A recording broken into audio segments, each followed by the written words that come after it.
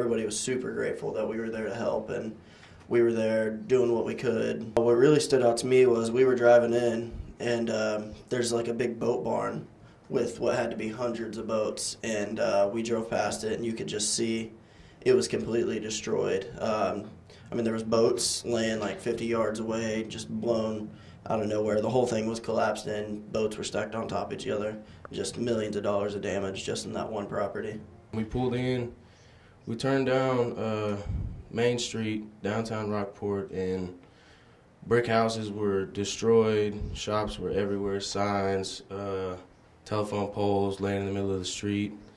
It was just complete destruction. For the most part, everybody was in good spirits.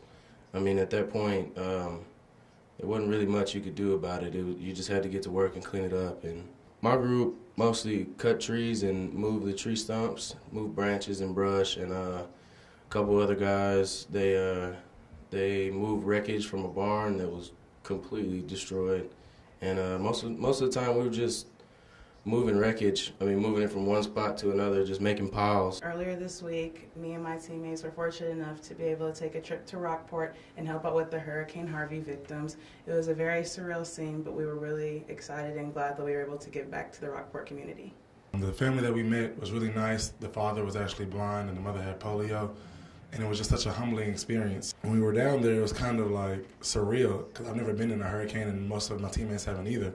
But when we went down there to see all the destruction and to know that we could actually have a chance to help some of those people get out of the situation that they were in was quite amazing. And I'm just thankful to God that I had the opportunity to do so. We ripped up a lot of carpets, demoed a lot of walls. That was kind of fun.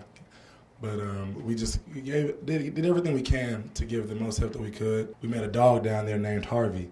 They named the dog Harvey because the dog didn't get hit during the hurricane. The house that the dog was living at was completely torn to shreds. Now that's what you call a miracle.